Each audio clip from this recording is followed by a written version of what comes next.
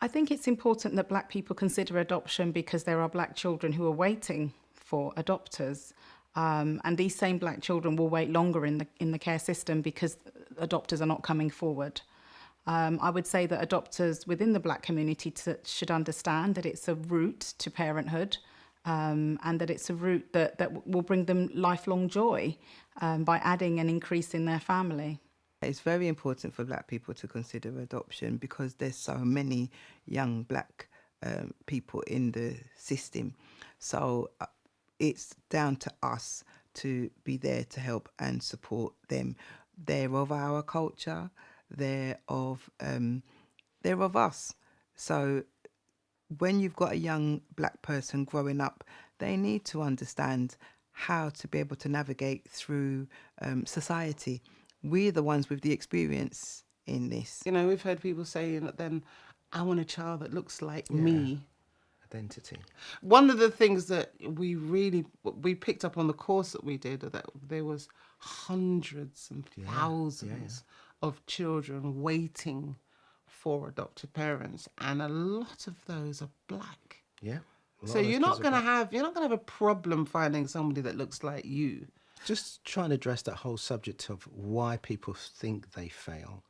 You know, when I look back at my community, the Black community, I look back at my parents and my grandparents. They came from large families, and that's part of the pride of being part of that community. So when you can't have a child, and your option is to go and almost borrow somebody else's, there is a sense of failure, and I think that as a community we need to get over that. There are a few barriers that I think people assume are going to affect their ability to be able to adopt, and some of it sometimes is the accommodation where they're living, but depending on where you live, you can sometimes get support with that. So it's a case of speaking to the local authority and finding out what they can actually do to help and support you in that.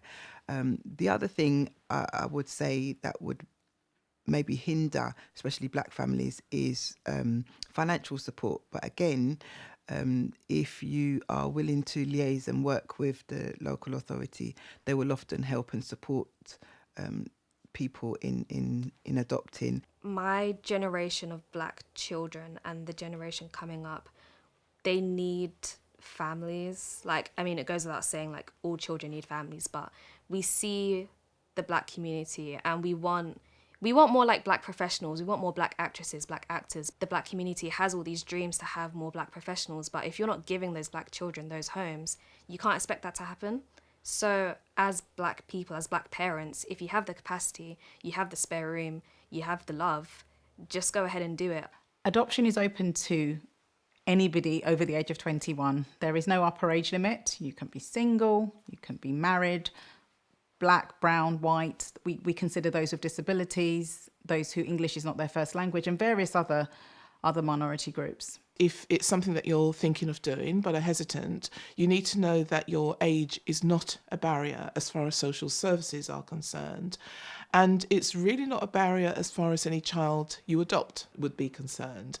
Kwame has no concept of our age and it's not a problem for him at all. I think it's worth at least beginning to go through that process of finding out something about the kind of children who are looking for adoptive parents and, in fact, in desperate need of adoptive parents, and to be aware of the real difference that you can make to a child's life and to their life possibilities and journeys, but also to your own life. I mean, it's a real joy to have this young person around and part of our home. You know, the options are much broader now than they were. So any person who is considering adopting, number one, you really should. Number two, you clearly have a lot of love to give, so give it. Number three, when you start, just tell yourself, I'm going to keep going no matter how long this takes, because at the end, I'm going to have my child. You know, be prepared to be honest. I think that's what I would say. Be prepared to be honest about your past together, because you're bringing a child into this environment. When I think about what makes a great adopted family, I've worked with numerous families.